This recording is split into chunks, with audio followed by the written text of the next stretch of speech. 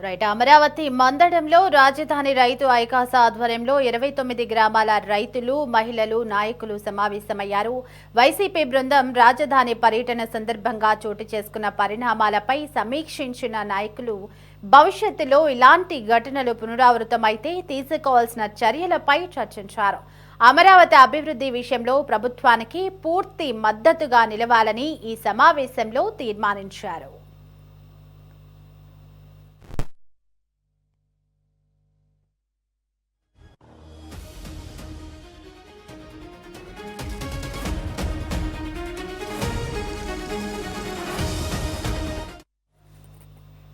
మావికన్ పేరుతో మరోసారి గందరగోళం సృష్టించే ప్రయత్నం జరుగుతోందని ఆరోపించిన రైతు ఐకాస నాయకులు అమరావతికి అనుకూలంగా ఉంటేనే జగన్ రాజధాని ప్రాంతానికి రావాలని అన్నారు. రైతుల మధ్య విభేదాలు సృష్టించే ప్రయత్నం జరిగితే తీవ్రంగా వ్యతిరేకిస్తామని, అవసరమైతే అడ్డుకుంటామని రైతు ఐకాస నాయకులు హెచ్చరించారు. ఎవరైతే అమరావతి జేఏసీ రైతు జేఏసీ ఐక్య కార్యాచరణ సమితి ఉన్నామో మేమంతా కలిసి ఒక సమావేశం అయ్యాము.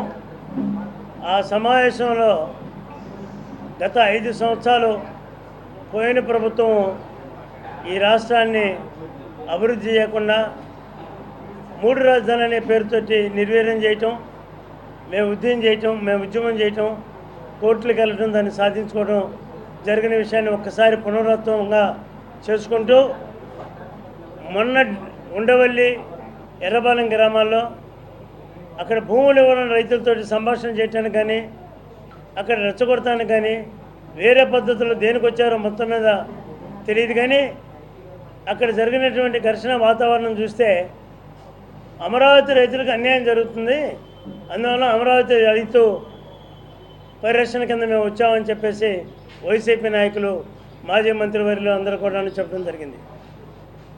అసలు అమరావతిని అంగీకరించకుండా మావగాన్ అనేటువంటి నువ్వు రాజధానిని ప్రకటించిన తర్వాత నీకు అమరావతిలోకి వచ్చేటువంటి హక్కు ఎక్కడుంది? మీరు వైసీపీ పార్టీ వాళ్ళు అమరావతిలోకి ఎంటర్ అయ్యి అమరావతిలో ఏ రైతుకి మీరు సహకారం చేయాలన్నా, లేదు అమరావతి అభివృద్ధి కార్యక్రమాలు ఎలా జరుగుతున్నాయి అనేటువంటిది తనిఖీ చేయాలన్నా, అమరావతిని గురించి మీరు ఎక్కడన్నా మాట్లాడినా, మీరు ఏదైతే మావగాన్ అనేటువంటి రాజధాని అనేటువంటి పదాన్ని వాడారో దానిని విత్డ్రా చేసుకొని ఆంధ్ర రాష్ట్రానికి అమరావతిని ఏకైక రాజధానిగా మేము అంగీకరించున్నామని చెప్పిన తర్వాత దీని విషయానికి రావాలి.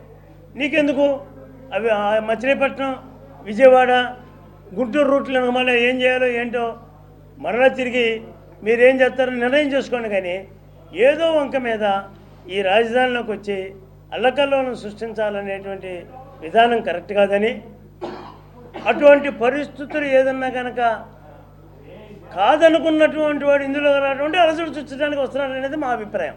భూములు ఇవ్వకపోయి నిన్న కూడా ప్రెస్ మీట్ పెట్టి ఆయన చెబుతాడు ఇది రాజకీయాలు కాదు, రైతులకు సంబంధించిందని చెబుతున్నారు. అక్కడ ఒక రైతు, వాళ్ళు మా రైతు సోదరులే.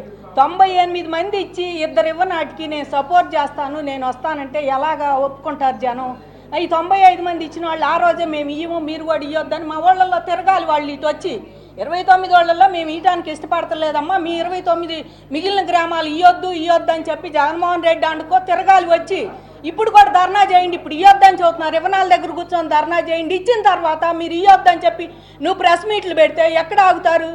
ఇచ్చేదాకేమో ఇవ్వండి నాకు ఇష్టమేనంటాం. ఇచ్చి నాకు ఈ రాజకీయ నాటకాల కోసం జగన్ రెడ్డి గారు చేసే తపన ఇదంతా. అంతేగాని నిజంగా ఆయనకి రైతుల మీద ఇంట్రెస్ట్ ఉండ ఆ రోజు మహిళలను అంత ఏడిపించాడు. ఇప్పుడు ఇంకా ప్రజెంటు ఇప్పుడు కూడా వచ్చి మా మీద రాళ్ళు వేశారు, జంగిల్ రాజ్యం నడుతుంది. ఎక్కడ జంగిల్ రాజ్యం? నువ్వు ఉండప్పుడు నడిచింది జంగిల్ రాజ్యం. సచ్చారు బాబాయ్ ఎప్పుడు పోతావో నువ్వు అని చెప్పి మొత్తం రాష్ట్రం అంతా 26 జిల్లాల దండాలు పెట్టుకొని నిన్ను వదిలించుకొని ప్రతిపక్షం కూడా లేకుండా చేశారు. ఎందుకంటే ప్రతిపక్షం ఉండ నువ్వేదో పాయింట్ రేజ్ చేస్తావని. ఇప్పటికైనా నువ్వు గమనించి నువ్వు ఈ మానుకొని ప్రజలకు ఏదైనా మంచి ఉపాయం ఉంటే చెప్పండి. ఇప్పుడనే నిన్న పెట్టారు మన రైతు సోదరులు ఈ రాజకీయాల్లో తావులేదంటే మరి మీరు ఎందుకు వెళ్ళినట్టు జగన్మోహన్ రెడ్డి గారి దగ్గరికి? రాజకీయాలకు తావులేదు, ఇది రైతుల సమస్య అన్నప్పుడు మీకు ఎగ్యుజేషన్ లెటర్ ఇచ్చిన కలెక్టర్ దగ్గరికి పోవాలి, లేదా సిఆర్డీ ఆఫీసర్ని కనుక్కోవాలి, వెళ్ళి కమిషనర్ గారిని ఏంటయ్యా ఇవ్వటం ఏంటి, మా పరిస్థితి ఏంటి, మేము కోర్టుకు పోతున్నాం.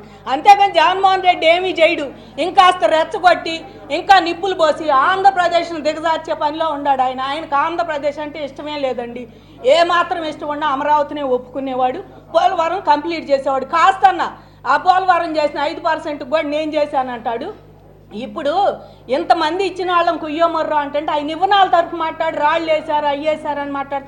వారు అంబటి రాంబాబు గారు పోలీసుల్ని ఎంత నెట్టాడో నేను అందరం చూసాం మీడియాలో. అదే మేము గతంలో చేస్తే నువ్వు మహిళలను కూడా చూడకుండా మా అందరి మీద కేసులు పెట్టావు, మా మీదకి వస్తున్నారని నెడితే మహిళలను కూడా చూడకుండా ఒక్కొక్కరి మీద 20 కేసులు పెట్టి నానా యాగి చేసి 5 ఏళ్ళు మమ్మల్ని కూర్చొని ఇంచాడు కూర్చొని ఇలా నుంచొని కూర్చొని ఇలా ప్రజెంట్ ఇప్పుడు కూడా ఇంకా అలాంటి పరిస్థితి నువ్వు తీసుకొస్తే ఏమైపోవాలి మేము?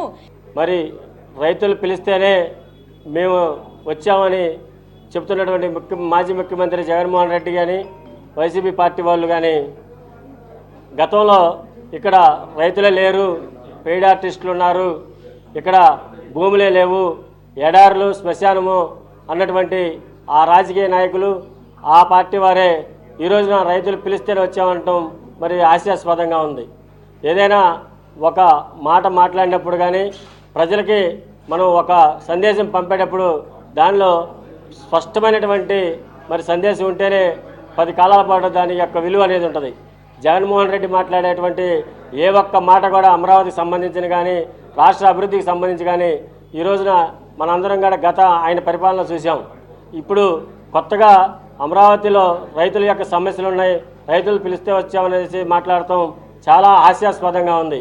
అమరావతి విచ్ఛిన్నానికి కానీ అమరావతి అభివృద్ధిలో కానీ ఆ రోజున తను చేసినటువంటి పనులు చాలా దుర్మార్గంగా ఉన్నటువంటి పరిస్థితిని చూసాము.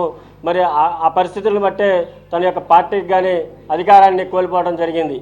వారు పంపించేటువంటి కమిటీలో ఉన్నటువంటి వ్యక్తులు గత ఆయన ప్రభుత్వంలో ఉన్నప్పుడు మరి రాష్ట్ర ప్రజలను కానీ అమరావతి ప్రజలను కానీ కులాల మధ్యన ప్రాంతాల మధ్యన చిచ్చులు పెడుతూ వారి నోటికి వచ్చినట్టుగా మనుషుల్ని కింసపరిచే విధంగా మహిళల్ని బాధ పెట్టే విధంగా ఎవరైతే ఎక్కువగా మాట్లాడారో వారినే ఎన్నుకొని కమిటీగా వేసి మళ్ళా ఇక్కడ అమరావతి ప్రాంతంలో చిచ్చులు పెడతానికి కానీ అమరావతి ప్రాంతంలో విద్వేషాలు రెచ్చగొడతాం కానీ రాజధానికి భూములు ఉన్నటువంటి 0.99% రైతుల కోసం పంపుతామని అనటం చాలా విడ్డూరంగా ఉంది.